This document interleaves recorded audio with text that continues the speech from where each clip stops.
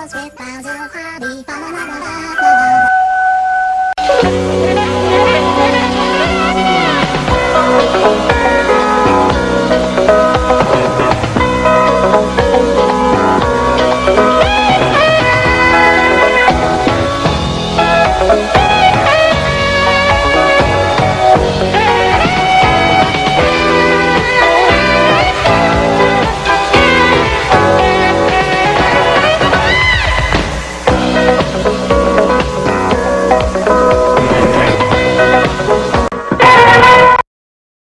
Welcome again to Pat and Ken at the Holidays. I'm Patrick McDonald of HollywoodChicago.com. And I'm Ken Candela, the Movie Wag. Very good, Ken. And our third segment, we've reached that third segment, Ken, the Surreal Christmas. Surreally, Pat? Surreally, Ken. And we're going to talk about two oddball movies that come around the holidays. We picked a couple again. We kind of split this one up, and I'll talk about what I picked, but let's talk about what you picked first. Well, this year for my Surreal, yes, I remembered a film called It Happened One Christmas. One Christmas, Ken. Right. Yes. And It Happened One Christmas is basically a remake of It's a Wonderful Life with Jimmy Stewart. Yes. Because these are the events in Mary's life you must know in order to guide her and earn me wings. And it was actually made for TV. Okay. Back in the 70s. Okay. And it starred that girl. That girl. Marlo Thomas. Ba, ba, ba, ba. But the basic storyline is still, she now plays the Jimmy Stewart part. Ah.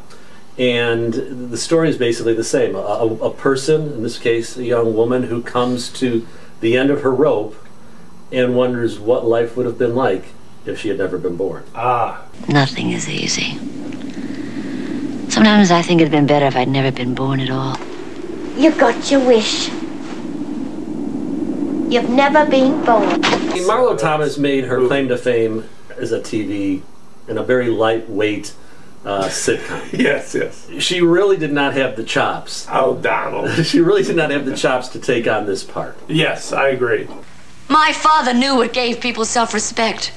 When Potter here gouges them for his company shacks, he steals from them a lot more than just their money. She was way out of her league. Yes. Well, I will say something else about her, too. She looked horrible. I mean, I don't think physically she looked horrible. But was she going through an anorexic phase of some sort? She just looked kind of like shrunken. I just didn't get it. And then she'd had several nose jobs to get rid of her Danny Thomas nose, and it still looked odd. It still looked odd. The screenwriter for this film stole the money that he got to write this script, because 95% of it is from It's a Wonderful Life. Right. I mean, literally line for line. You see, Mary, you really did have a wonderful life. Wouldn't it be a shame if you just threw it all away? Mary, you really did have a wonderful life. I'm like, come on! It's happened one Christmas and you're taking the exact line from the first movie. How about Orson Welles as Mr. Potter? I see him reduced to parts where they just wheeled him onto the set. Some scenes, he had a cigar in his mouth, didn't even take it out. You could barely hear his dialogue. I can't even imagine the difficulty that whatever director was doing that with Orson Welles. And he had a bizarre beard. It was almost like a, I don't know, like a Van Dyke or something. The premise is what life would have been like if she had never been born. I wanted to go back and see what life would have been like if this film had never been made. You were still taking a movie that was directed by a classic director, Frank Capra. He had to watch it, and then he's going. I heard he dug a grave just to get in it so he could spin in it. And your Christmas bells on It Happened One This Christmas. is a. I'm going to give this one bell. I'm going to go further and say a half bell. A half bell. One half bell, and Marlo Thomas gained some weight. Our second feature on Surreal Christmas is Santa Claus. Ken?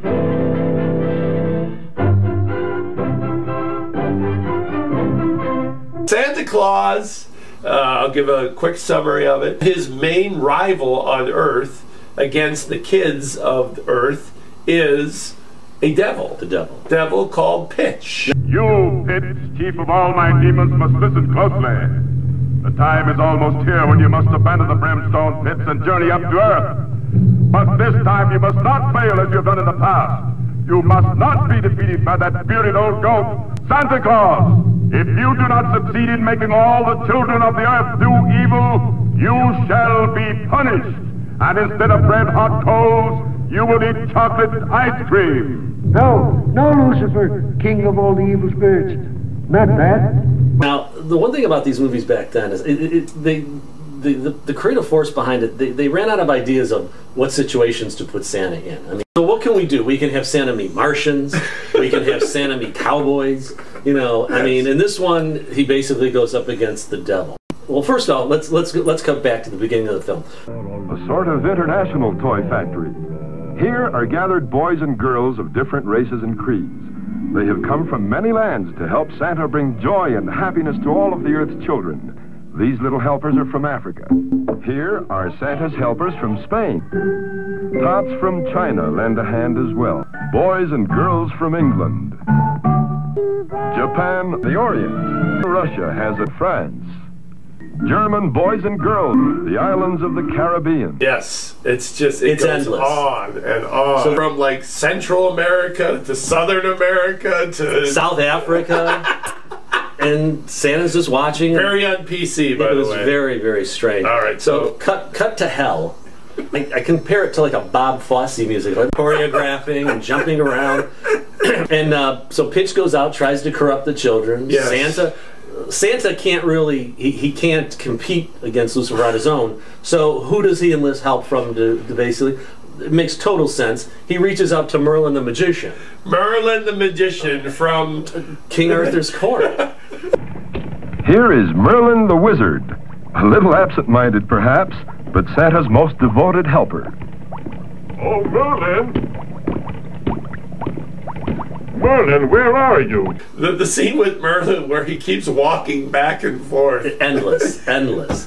I mean, there wasn't actually. I didn't see an editing credit in this film, and I think they just put everything out there. The laugh of Santa Claus, nonstop. He's laughing constantly. It's not ho ho ho. It's a maniacal. And he's just wonderful. Oh God.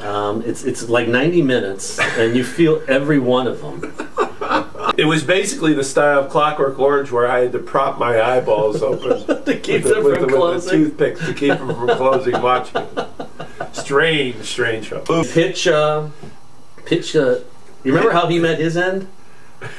No, I don't. Well, there was a fire, and the firemen come, and they have a fire hose, and they spray him with water, and he kind of sizzles and runs away.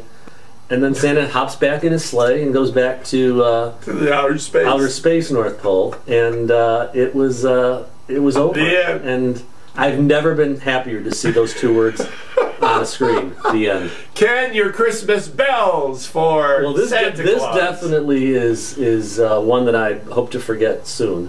I'm going to give it a half a bell. Wow. And here, you're going to be shocked here. I'm giving it 2.5 bells. My minimum recommendation. Why? Because it's so bizarre, people must see it. And surreal. Santa Claus.